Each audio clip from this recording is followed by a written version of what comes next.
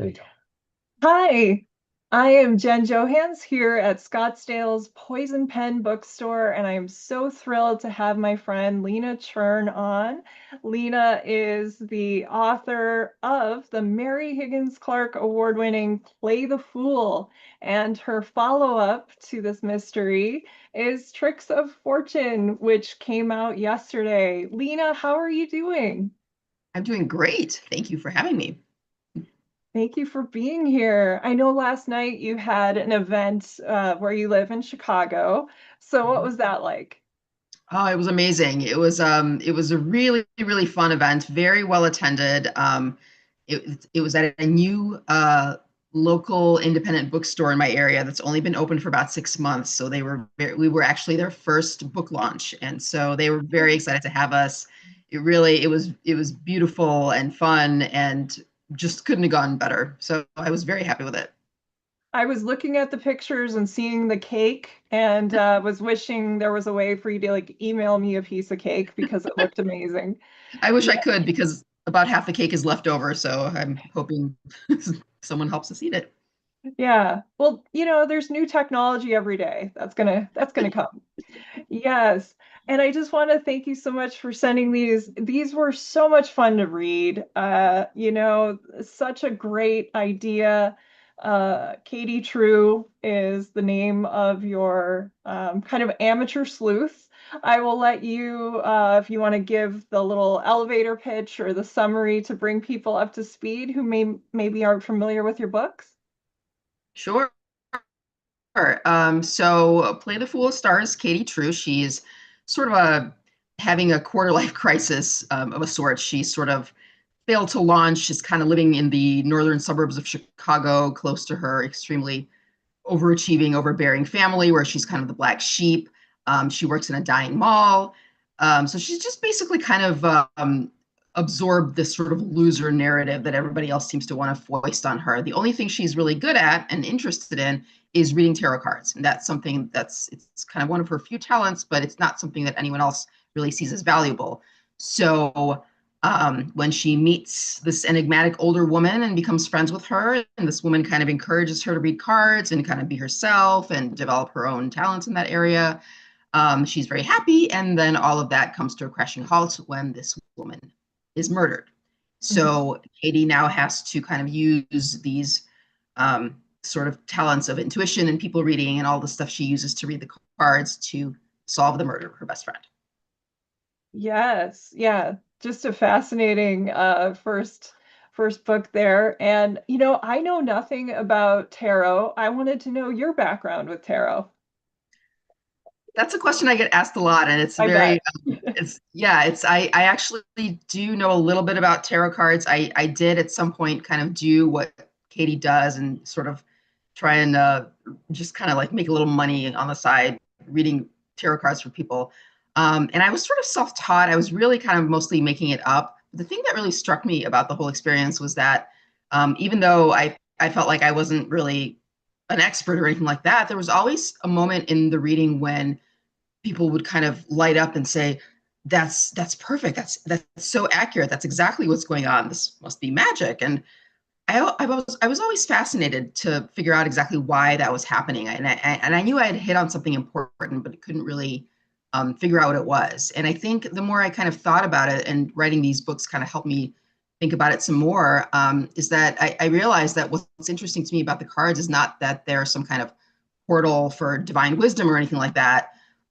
They're basically just sort of a representation of the human need to tell stories.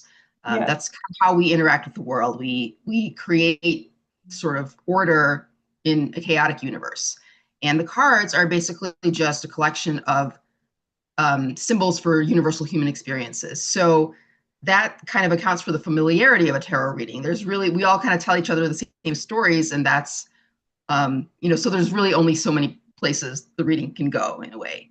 But then if you add to that sort of the random element of the cards and the sort of dynamic interaction between the reader and the person they're reading for, there's a little bit of unfamiliarity there. And I think that that combination of the familiar and the unfamiliar is what kind of gives it its power, what gives it that feeling of magic. Yeah, absolutely. And you made such a good point. We've been telling ourselves and each other stories since, I mean, the caveman days and etchings on walls and trying to make sense of the universe. And so listening to you and thinking about the intuition and how everyone is going to see something different in the cards or in your experiences. I mean, it's a little nightmare alley, basically, but in this book, it's a lot of fun. And I also was reading, now, is it true you use tarot a little bit for plot points or when you're stuck, like to kind of get yourself out of there?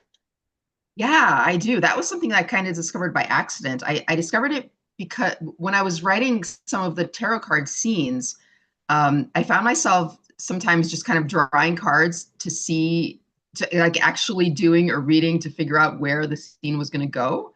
Uh-huh. Um, and I found that that was a really effective way to kind of figure out a scene. So I ended up kind of writing the tarot card reading scene around whatever it was that came up in the cards, and it was Oh, so interesting. nice. Yeah, and it was so interesting and so unexpected that I kind of started doing it anytime I found myself in a bit of a dead end writing wise. If I couldn't figure out exactly where a scene would go, even if it didn't necessarily involve tarot cards, I would just draw some cards and just kind of have that card take me in a different direction. And honestly, like I feel like some of my best moments in these books have come about in that sort of um, from that kind of mechanism, which That's makes really sense. cool. Yeah, Yeah. it's because again, I think it's the randomness that kind of is the engine for creativity in this case. Yeah, and the building blocks of storytelling. And, it's kind of like using writing prompts a little bit and just to get yourself out of your headspace. Sometimes you need to go for a walk, you need to take a shower, you need to do something, but this might lead you in a different direction or to ask yourself new questions. I like that. That's really cool. Yeah. And I did read also when you were kind of like trying to pitch this and describe your style, you were saying Janet Ivanovich and Elmore Leonard, which was really fascinating because when started to play the Fool, I immediately saw a little Stephanie Plum there. And I think, we're kind of in the same ballpark. Remember those books? Remember like the Sue Grafton books, Elmore Leonard? I'm a huge fan. So I wanted to know your relationship to those authors and developing your style.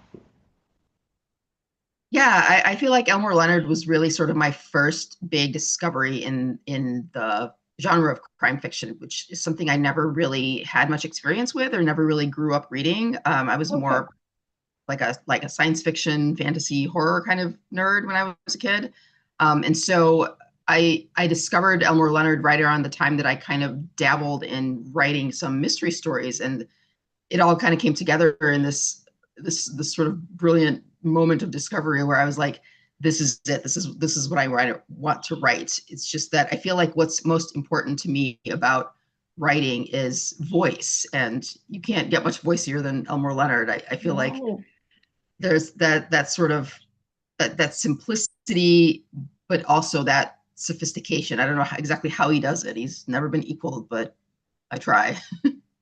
Yeah, Elmore Leonard was one of my favorites. It made my creative writing teacher in high school crazy because she was always trying to, Jen, you need to read more classics. And it's like I read those during the week. And then on the weekend, I would go to the library and bring home a different Elmore Leonard book and flip through it. And she's like, come on, those are trash. And I'm like, you always, you like my dialogue? This is the guy teaching dialogue and teaching originality and voice, exactly what you said. So I love Elmer Leonard and Stephanie Plum, of course, Janet Ivanovich. Were you always a fan of those, or since you got into crime fiction later, were they pretty new for you? They were a little bit new for me as well. Like I feel like I kind of was reading those two authors at the same time, and so that um, I was kind of they were sort of my entry into the sort of structure of mystery and fiction like that. So I feel like they were very good entry points into Yeah. the genre, and then after that I kind of branched out and read other authors as well. Yes. Well, I know it was like a 10-year process. You always loved writing since childhood, but it was a 10-year process to play the fool. So talk to me about that. Where the book originated.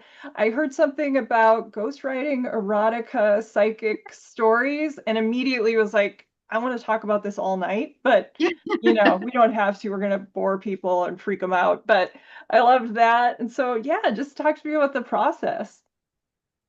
Yeah, so that was those stories. I talk about those stories sometimes. They tend to surprise people, but honestly, they were that it was the first. It was just this sort of Fun. one-off assignment I had it was almost like something clicked for me. I think because the pressure was off. It was just the silly job I had, and so I didn't worry so much about making the writing perfect, Yeah. which is something that I kind of struggled with my whole life, and that was really the reason that I kind of never quote unquote got anywhere, whatever that means, was because I was never really comfortable with the process Yes. period, Mhm. with the sort of intermediate stages that you need to go through before a piece of writing actually becomes any good. I had all kinds of sort of harmful myths in my head about what writing was supposed to be. I kind of thought that if you had a little bit of writing talent, that you were just supposed to sit down and toss off these perfectly written stories and novels right away, and it just didn't. So I never really let myself kind of do the work required to get better. And Yeah. once I did this silly job ghostwriting these erotic stories, I kind of wasn't worried about that. I was like, well, I have a deadline and I just need to toss off whatever. And I found that the result, even though it wasn't necessarily perfect, it was fun. It was fun to write. And I actually, for the first time in my life, stayed up all night or close to all night trying to finish a story just because I really wanted to see where it would go. And bonus surprise at the end of it, the result actually wasn't half bad. Yeah, it wasn't great, but they were actually okay, and people seemed to like them. The three readers on Amazon who actually downloaded these stories. So that Yeah. was a real revelation for me. Yeah, the spirit of play and not censoring yourself. Yeah, I think there's some freedom in that. And so I'm glad. So this kind of led to you thinking maybe a psychic, or is that how this, I'm just guessing that's maybe where this led to the development of Katie True. Yes, I just realized that I didn't answer the question that you actually Oh asked. no, you're fine. But yes, that did lead into it. That was when I decided, okay, well, maybe if it looks like I can kind of do this, maybe I can actually do it on my own terms, Yeah. um, with something that I'm interested in. And that's kind of that's where the tarot thing kind of came from, was that I sort of started casting about for something that I knew a little bit about, and could also be sort of an interesting hook for a character. And I did actually for a while think about making her actually psychic. Oh, Um, okay. and I did go back and forth on that, but I kind of, I was just actually talking to a friend about this. I felt like I wasn't, if I wanted to make her psychic, I would want to to go full bore into that speculative kind of mode. I wouldn't just want Yeah, to get a little make it like fantastical. exactly. And because I have all this background in speculative fiction, I wouldn't have been satisfied with just making her like kind of lightly psychic, like on one of those TV shows where this sexy psychic helps like Yeah, law enforcement officer, whatever. like a I just medium or something, or exactly, or the there was actually mentalist. a show. Yeah. Yes, exactly. So I kind of tabled that idea. I thought maybe someday I would like to kind of branch out into some speculative genre, but I wasn't quite ready to do that. I was really, I think my thinking at that point when I started writing Play the Fool was really just to kind of experiment, to see if I could write a novel. And because I had this sort of experience with mystery writing, I thought, okay, let's see if I can just kind of bang together um, some kind of story against this existing mystery structure. So I was really just kind of teaching myself at that point. Yeah. I was going to ask you, somebody brought it up too. Did anyone in your family have any interest in tarot or this background, or it was just kind of you stumbled into it and liked this idea? Yeah. No, there really wasn't anybody in my family who kind of put me up to it. I don't even remember anymore at this point how I stumbled into tarot cards. I don't know if maybe I got a reading at some point, or I was just kind of around a lot of people in college who were kind of interested in the occult and things like that. I honestly, the origins are shrouded in mystery. Hey, you know, the muse strikes, you never know. Yes. Yeah. And I'm glad that, you know, you followed through because you were always interested and wanted to write from a young age. And when I was learning more about your background, I was immediately struck. I was every interview I read and watched, I wanted to talk to you about like 10 things. But one thing that was my favorite was finding out, again, same ballpark age, but back in the late 90s, I remember You Don't Know Jack and the Yeah. computer game, the trivia game. And you actually, did you write for the game or was it for the TV show only? I um I wrote so I was first hired for that company to be their little like 20-year-old gopher, you know, getting Yeah, coffee at yeah. the coffee machine, which I was thrilled by that to Yeah. just be in an environment like that. Eventually I did graduate towards to writing content for You Don't Know Jack. Um, there was a You Don't Know Jack TV show that I Yeah. was not involved in. However, there was another game that we put out called Smush, which was Okay. very simple, kind of like portmanteau word game where like you get a clue and another clue, and um, together they made a phrase like giraffe row, for example. It's like tall animal plus 70s Yes. hairstyle. Yes, that's the phrase. That was a very basic idea. So we had that game, and it was licensed for a TV show, and they actually ended up flying out the original writers who wrote for that game, of whom I was one. And so I got to spend 4 months in Los Angeles writing for a TV show. It was very glamorous. That is Not so really. exciting. I love that. Yes. But you're back in Chicago, and I did love the Chicago of it all, the setting for Katie True and you know, the Chicago and the suburbs and the quirkiness and community. I wanted to ask you about that. First of all, I grew up in the Midwest, so similar sensibilities. And I have family who was in law enforcement and babysat for, I was actually recruited by my DARE officer into babysitting. It was like weird. I came home from school and my parents, your officer called, you have to go down the hill and babysit. And I'm like, I'm 10, but okay. Wow. So I loved this small, you know, community and the law enforcement. You know, you got everything, the explorers, the dynamics. How did you do your research for that? Are we talking about the second novel or the first one? Or well, actually, Well, they're they kind of kind of, intertwined. yeah, they kind of go together with that.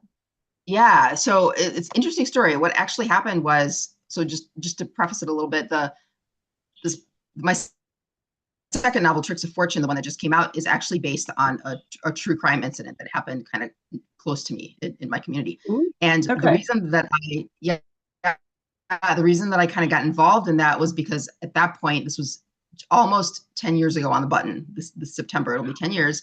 Um, I was actually doing research for Play the Fool at the time when this incident happened, of this Oh, wow. very, you know, this celebrated police officer got killed in the line of duty. And so everyone just went crazy. It was this whole huge case. It got Mm, national attention. The FBI came in. Like this little tiny little lake town was just like swarmed with all these um, mhm. national level agencies. And because I was sort of connected to some local law enforcement officers at the time for Play the Fool, I kind of got to see the investigation of this very high profile case firsthand.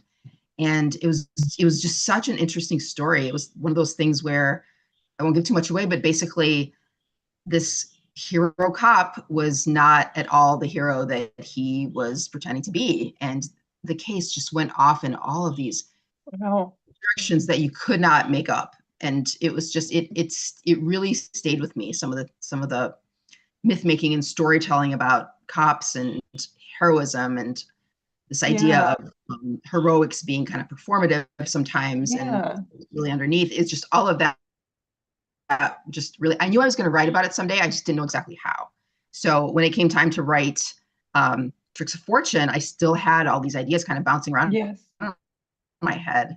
And that's kind of how Tricks of Fortune came about.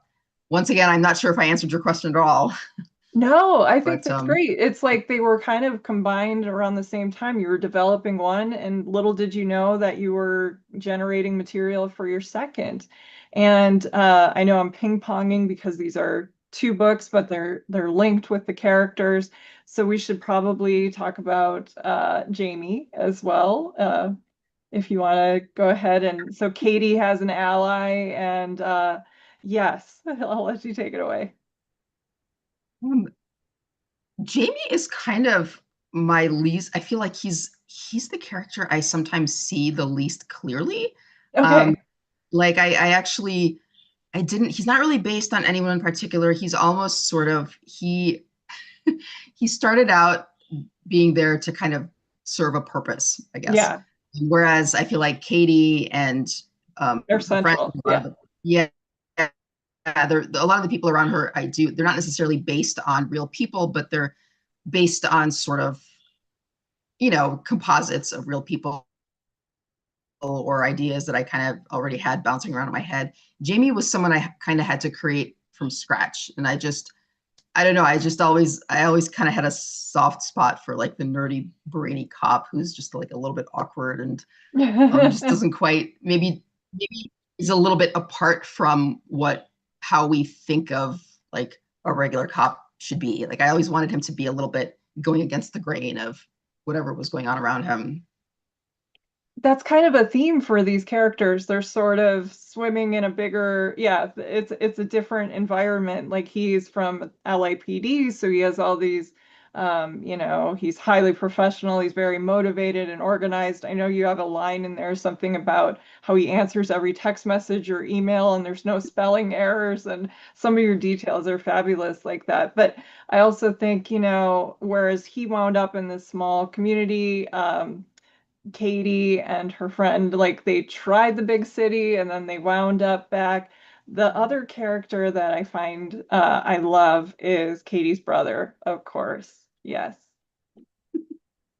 Owen, yes, everyone seems to really, really love Owen. Love Owen. Um, Yeah. yeah, it's interesting. Owen is sort of um, this opens up a whole other can of worms, but I get a lot of people kind of recognizing that there's sort of this theme of neurodivergence floating through my books, and Oh, I very deliberately don't set out to name it, but Owen okay. is obviously on the Yes. spectrum. Yeah. Katie very obviously has ADHD, which these are like, I have ADHD, my son has autism, my whole family is kind of vaguely neurodivergent in one way or another. So this is just sort of my life. And I kind of wanted to represent it in a way that is not specifically calling attention to it, because that's not how I think of it. I just think of it as this is how I Mhm. live. So I kind of Yeah. wanted to create that experience on the page.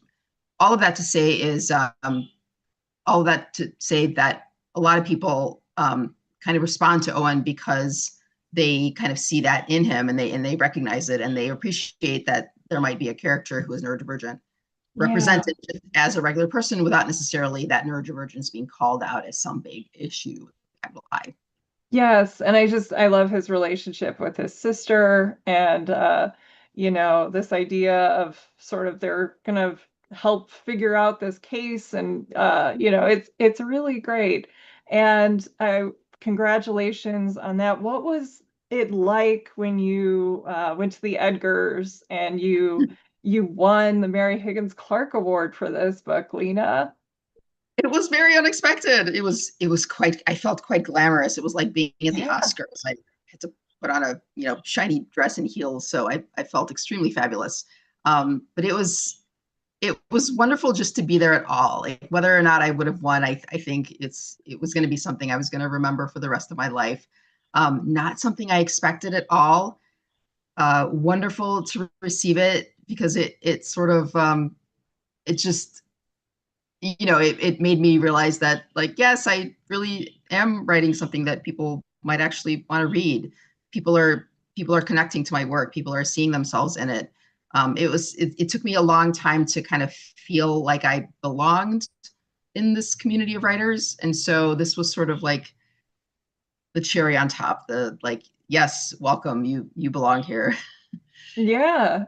No, absolutely. I had an actor friend who won an award at Sundance forever ago, and he was one of his friends was congratulating him because it was unexpected and saying, you know what it is? It's a confirmation of that suspicion you have that maybe you have talent, but you don't, and you go through life and you're doing what you love. But yes, so there's some recognition there, and I love that. And I know that you've talked really passionately about finding your tribe and going to these events and these like VoucherCon and all of these things. So talk to me about how important that was in building a sense of community and the writers. Do you have like a bunch of WhatsApp or text chains going at all times? Do you read each other's stuff? How is this for you?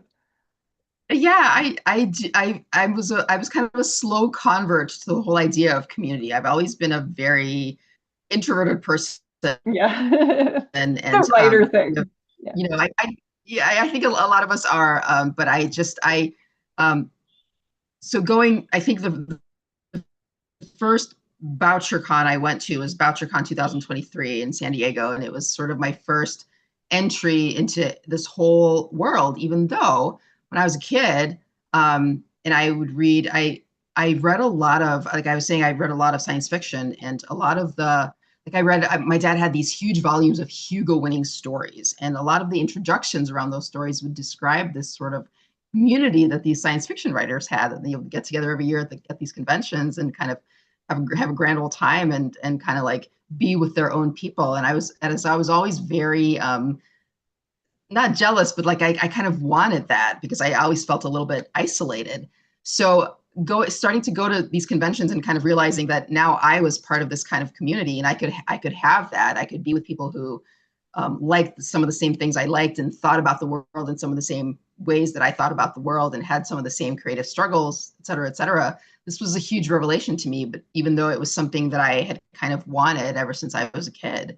And I would also recommend to anyone who's sort of entering the field, I would not recommend doing what I did, which was waiting until after you're published to try and enter this community. It was kind of like you can do that beforehand if you're even if you're not public, wherever you are in your writing journey, you can always find other people to support you, and it's a huge help. Yeah, go to Yeah, your go to your local local. independent bookstores. There's all kinds of stuff you can do. Local libraries have writers groups. Community colleges are wonderful for that. I like that idea. Yes. And so play the fool. This leads us right to tricks of fortune. So do you want to talk about this one? Congratulations, everyone. This came out yesterday and it's really good. Like exactly what Lena was saying. The plot thickens. We're dealing with a hero cop in a community who's been murdered, and I'm gonna let you take that away. Yeah. Yeah, sorry, I jumped the gun a little bit earlier talking about No, the book. I asked the question. Yeah.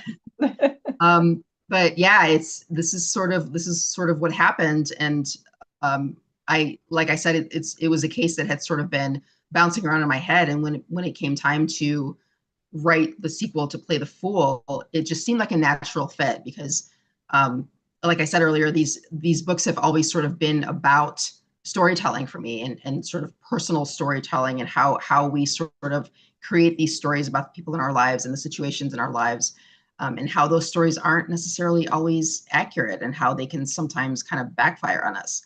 So because that was exactly what had struck me about this case, sort of the way that people thought about this cop and how resistant that particular myth, that particular story was to Yeah. change when facts started coming out, and then how drastically that whole myth kind of turned on its face after what happened, after people kind of found out what this cop was really like in private. And So it just all of that, there was just so much storytelling there, both good and bad, that that's kind of what this book, Tricks of Fortune, is about for me. Yeah, I think I read in an interview, I can't remember where you were talking about how with Katie and Tarot, something that unlocked for you was, and linking up your own background, that you started to see yourself and your struggles to become a writer through there. So storytelling is kind of the motif of these books. Yeah, with the tarot, and also then in Tricks of Fortune with this plot line with the cop, for sure. So something you've been, since you were little and reading all those books. Yes. Yeah. um, I'm sorry, I sort of lost my train of thought. It was which Oh question are no. you answering? No, so I was just talking about that I liked, yeah, the way that storytelling is used in the stories we tell ourselves and in our community, and the things that we're telling kids. And she's getting to the bottom of this, and also how when you were trying to develop Katie as a character, you were finding that her relationship to tarot had something to do with you and wanting to be a writer and storytelling. So yeah. Yes, yes, that is definitely true. I think Play the Fool kind of ended up being sort of an allegory of my own kind of struggle to kind of believe in my own abilities enough to try and develop myself as a writer. So, and it wasn't, it was kind of interesting because it wasn't until I sort of discovered that about Katie that the book really kind of came together and took off. Because of course, during those 10 years that I was writing it, it went through countless and countless revisions, and the criticism, or the notes that I kept getting were, we don't really know who she is. Why is she getting involved in this murder case? What exactly is her motivation? And it wasn't until I kind of like reached down in time inside myself and tried to figure out exactly what my motivations were in kind of pursuing some of my pursuits, Yeah. um, and put them and sort of imbued Katie's struggle with that same sort of emotion, that people really started to respond to the character. Yeah. Is there anything when, I mean, people talk about writing that second book and how tricky that can be.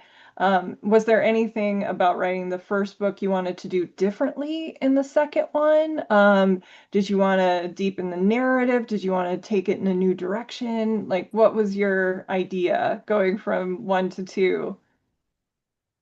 Um, that's an interesting question. I think it seems like when you're writing the second book in a series, you kind of have to, there's a lot more sort of story arcs to worry about. There's not only Yeah. the story arc of the second book, but you also kind of have to figure out a way for your characters to progress along their own story arcs. I kind of had to think about, well, okay, if the first book was all about Katie sort of finding her footing in Yeah. her life and in her talents, what happens now that she's maybe sort of found that footing a little bit? Where does she go next? And it was almost like, again, I sort of found myself thinking about, well, now I'm here in my own writing career, sort of still starting out, but maybe a little bit more sure-footed. I have a word. Where do I myself go now? Where do I want to go now? Where do I kind of see my own life kind of moving to? So all of that, I feel like, this probably should seem obvious, but the more kind of my own emotional struggle I can put Oh, onto the yeah. page, obviously the more real the character is going to be for readers. Yes, absolutely. And thinking about Katie and these characters, one thing I thought was so brilliant in the second book was her own relationship to this hero cop. Because otherwise, it might have been just, she's fascinated, she's linked to it by her friend is accused of this crime, and she wants to figure out, who did it, and clear the name. But also, is it I don't know, is it a spoiler? I don't think it's a spoiler to say her relationship to the cop, is it? No, I don't think so. Okay. Yeah, I'll just go ahead and go through it. Basically, the cop saved her life as a baby, and Yeah. so there were at that time there were all these news stories and like her family, like they took all these like sort of PR friendly photo shoots, with their two families together. And I actually found that was a very useful, that ended up being a very useful sort of device to do what I was talking about earlier and kind of develop her story arc, because it kind of Yeah. played it played for me, it played right into that whole idea of her kind of feeling all her life like she is some kind of disappointment. Like she started off, this was another thing that started off her life with a bang, that made everyone kind of expect these great things from her that she was never quite able to live up to. And so in the beginning of the book, I kind of talk about all these sort of pressures that her family put on her, because it was like she had been saved, she had been, you know, predetermined to do something special, and how as things kind of went on, everyone sort of turned away from that and realized, oh, maybe she's not so special after all. And so when this cop is murdered in the book, all of that kind of comes to the fore again for her. And even some of the people that she encounters during the investigation are like, oh, you're the baby from the newspapers Yeah. 30 years ago. And then they kind of look at her and they're like, oh, so this is what you do now? You read tarot cards? And so she kind of lives that sort of conflict, that internal conflict again, as she's investigating his murder. Yeah, she needs to kind of prove to herself and yes, because expectations and what you're put under for sure. It's a lot to live up to. Like you were talking about how you always wanted to be a writer, but it wasn't until you could have fun and put that perfectionism kind of behind you and just sort of go with it. And so she has all of this expectation and people's beliefs about how she's living her life. And yeah, that's hard. And I thought that made her story just it really enriched and made, opened up some new layers to her. I also really loved the whole arc of the cop's family, all the larger than life characters. This one you have quite a big ensemble in this. So were you like putting up little post-its everywhere? Like how are you keeping everyone straight? It's so funny that you say that. And I've heard that comment before. And even about the first one, too. They're like, well, you have a lot of characters. I'm like, I do. I didn't I didn't even realize that I was doing that until they all just kind of started to multiply. Um, part of it was because I was basing a little bit of this story on the real story, even though Okay. I will say right now that there's probably only about 1% of actual reality in this story. Most of it I made up completely from Yeah. scratch. But but I did sort of use a little bit of the structure of the real case in that. And in the real case, the cop who was killed had a wife who in real life was a little bit involved in his crimes. He had a Ooh. son who was also somewhat involved. And so I kept those characters, but I completely scrapped reality in this case, because I didn't want to be beholden to it. I wanted Yeah. to write the story that I wanted to write about it. And so my my characters are very different from the real ones. And I think I feel like this is going to sound crazy, but I feel like there were actually more characters at some point. And I think my editors were like, all right, that's That's enough. too You need many. to you need too Yeah. many. You're getting into Agatha Christie territory, are we? Yeah, the big drawing room. Yeah. But I was enjoying all of these characters for sure. And also reuniting with the core group from the first book, Owen and everyone. And also learning more about Gina. Yeah, so these were great. The best friend character. For sure. And so I need to ask you, I know this just came out yesterday. Are you thinking there's more ahead with Katie? hope so. I've always kind of thought of this series as at least a trilogy. I do feel like there's more to her story that can still be explored. I don't know exactly what Yeah. that is, but I'm kind of thinking about ideas right now, and a lot of it is still sort of up in the air. Nothing's definite, but I have sort of places where I think we could go to for a third book and maybe even a fourth. All of that is very far in the future, but I do see this series continuing. Okay, that's exciting. I love that. This would be a great TV show too, I have to say. Yeah, these cases for sure. And but yes, I'm excited to hear that you still want to write some more Katie True for us, and I hope you can do that.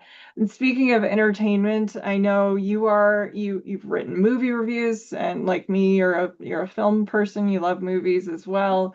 So, are there any film or pop culture influences that, you found yourself tapping into for these books?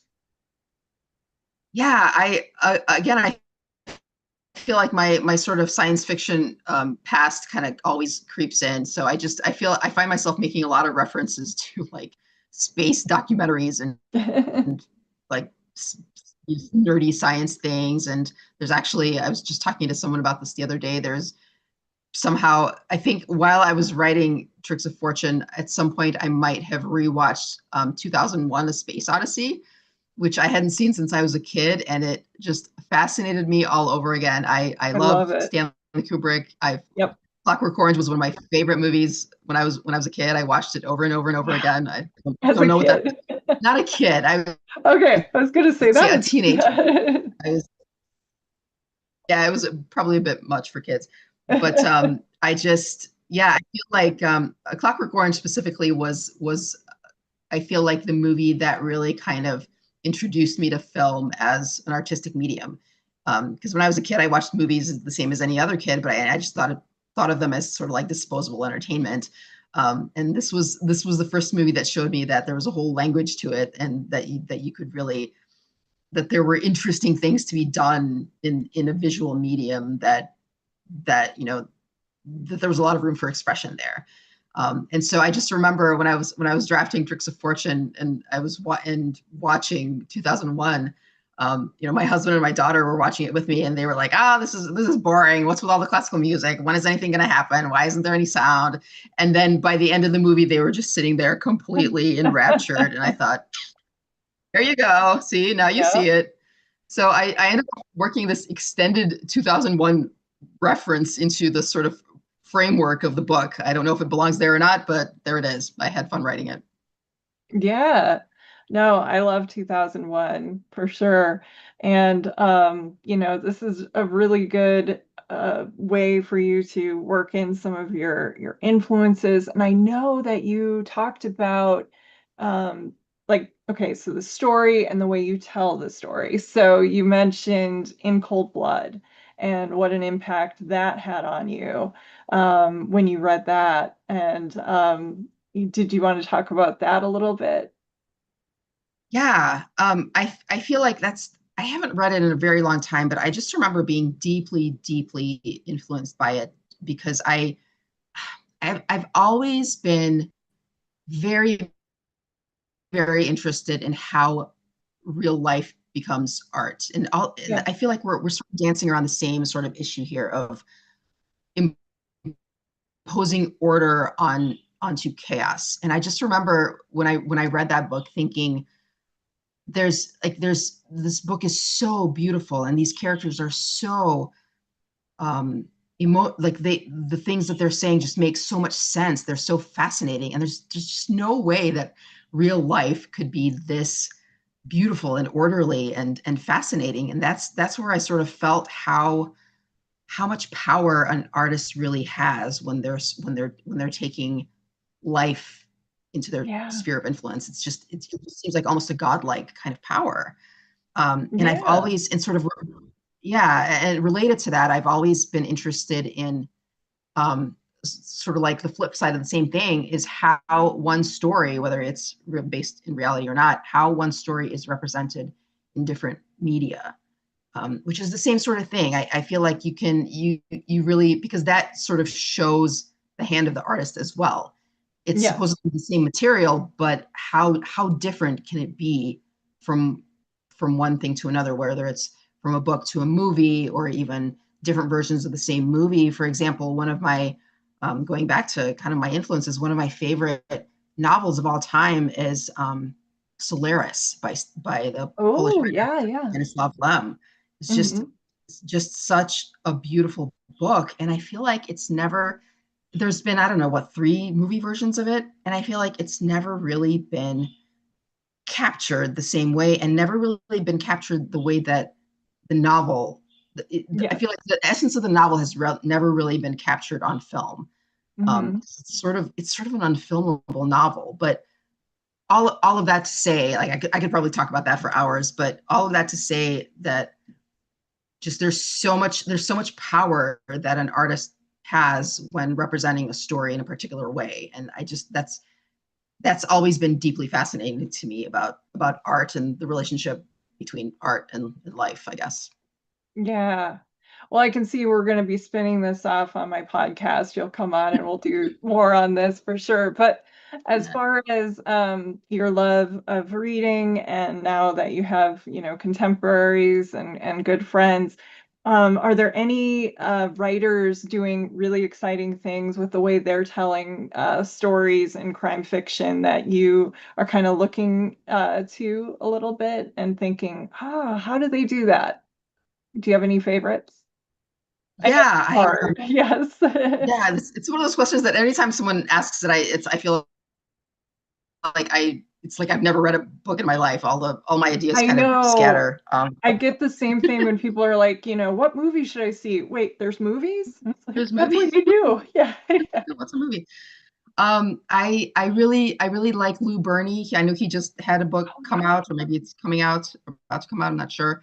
And I really enjoyed his some of his previous novels. The Long and Far Away Gone is such a beautiful novel, and November Road. And so one thing I noticed, for example, is that the one that he just came out last year, I think it was Dark Ride, and Yeah.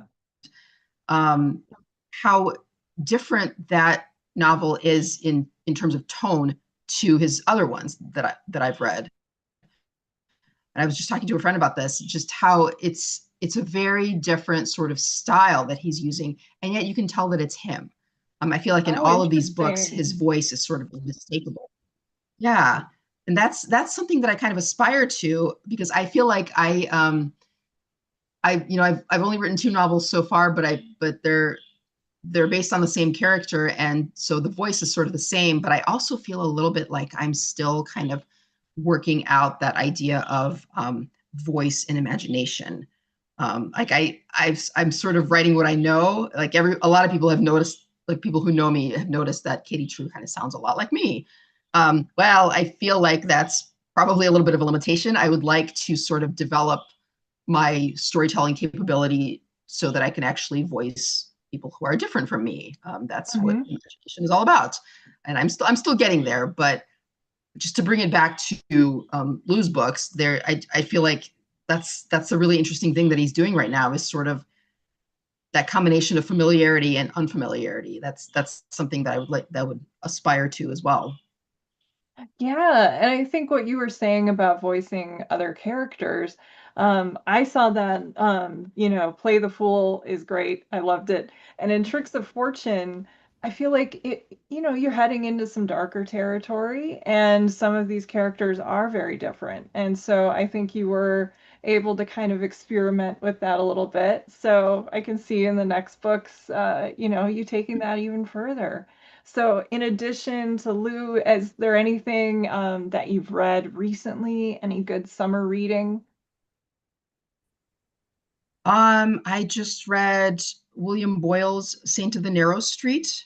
Oh, I love Bill, and that one of my favorite of the year so far. Yeah. Oh, yeah, a terrific book. just such a dark book, and one that kind of goes back to something that we were talking about, how art kind of orders a chaotic universe. And I feel like that book does something very, very interesting because it's, in a lot of ways, it kind of leaves some of the chaos of life Yeah. in the book. Mm-hmm. So I feel like the ordering is, the artistic orderliness is sort of minimal, or rather stepped back a little bit, but Yes. still so strong. It almost like stronger for being more subtle, if that makes any sense at all. It's in a way that, like, just, this is a reference completely off the topic, but when I was reading the George Martin books, what are they, the The ones that Game got of made into Thrones? Game of Thrones? Yeah, Yeah. like I almost felt like those books got so broad, like he Yeah. branched out with so many characters and stories that it was almost like, it was too much like real life. I'm like, if I wanted this much chaos, I don't need that much chaos in my books. I need them to be a little bit, I need you to have made some choices here. Mm-hmm. So like, this this is William Boyle's book is one that I feel like intriguingly steps back on the choice making, but leaves just enough to make it fascinating, if that makes any sense. Yes, and what he can do with voice, there's always that thing sometimes of male writers writing women. I feel like Bill writes women just brilliantly. I mean, I know some of his best friends, of course, are women, and yeah, he's a father of daughter and loves his wife, and great relationships with women. But that's something I've always admired about Bill's books, is these strong female characters, and what he does in Saint of the Narrow Street is really great. And Yeah. but yeah, like you were saying, making choices. There's the one of my favorite movies is Wonder Boys. Yes, yes, I Yes, was about to I was just gonna thinking say of that. that line, yeah, where for people who don't know, that Michael Douglas character is an author, and he wrote one brilliant book, and he just keeps writing. I don't believe in writer's block, no kidding, because the book just keeps growing. And this young co-ed, because he's a professor who has a crush on him, starts reading and reading, and without permission, like she just starts reading, and he said, well, what do you think? And she said, you're always telling us to make choices. This kind of reads like you didn't make any a little bit. Yeah. Which, That is exactly what I was thinking of. Yeah. And yeah. I love that. That's Wonder Boys is a very interesting book slash movie combination for me, because I tend to be a bit of a purist, and I always kind of like prefer the book first. That is one of those No. instances where I actually feel like they might have done a better job with the movie than with the book. And I love Michael Chabon. Michael Chabon Oh is my absolutely gosh. my Cavalier and favorite Clay, writers. one of my top So I favorite books. Yeah. absolutely, Yep. absolutely. He is one of those writers. He was when I discovered him ages and ages and ages ago. It was one of those. I think I might have read his first book, The Mysteries of Pittsburgh, Mysteries of Pittsburgh. and I Yes. thought to myself, yeah, I actually thought that was like his first full length novel, right? And I Yeah. remember thinking to myself, okay, I'm not crazy about this novel, but I love this writer. I can't wait to see what he's going to write next. His style was so inimitable, and so his Yeah. voice, like he's another one whose voice is just so intriguing to me, that Yes. he's one of those writers where I've read like almost every single novel that Yep. he's written. Yeah, I was thrilled. I still remember when he was here. It was actually for not a Poison Pen, but he came. It's like an ASU event or something, and it was only a few years after Cavalier and Clay, and it was like only 20 people showed up, and I'm like, how is this possible? What? He's amazing, one of the greatest writers. So I'm Yeah. glad you're a fan too, for sure. Yeah, Mhm. and wonderful taste, and I can see some of these ideas for choice and character and stuff paying off in your books. So we're talking about Play the Fool is the first one, and Tricks of Fortune. Is there anything I didn't cover, Lena, that you wanted to be sure to mention before we wrap this up? No, I think this has been such a fascinating conversation. It's always it's always a good sign when I start thinking about things Yeah. that I don't usually think about when I'm writing. So thank you so much for a wonderful conversation. Of course. Thank you so much. And, we're going to have to do it. We're going to have to talk about movies, come on and watch with Jen for sure. And for your next book, come back to Poison Pen, maybe in person next time. That's a good question. Where can people find you next? And where can they find you if they want to learn more? Oh, yes. Well, I wish I had my schedule in front of me, but I do have a bunch of events coming up over the next few months, mostly in the Chicago area and in southern Wisconsin. So if you go to my website, www.linachern.com, very simple to remember, you'll be able to find a little schedule and links to the events, which I will hopefully have updated by then. I'm hoping to do more events later on this year, maybe even points east or points west. And I will also be at VoucherCon in the fall. So Okay. if you're there, I would love to talk to you. Yeah, that's and stay tuned. I try to update my website as often as I can, but I don't always do it in a Yeah. timely fashion. So check my social media as well. For sure. Yes, Lina Chern Writes is on Instagram and she's also on Blue Sky as well. So, Lina, thank you so much. Congratulations, and we will talk soon. Sounds good. I hope you have a good night. Thank you so much.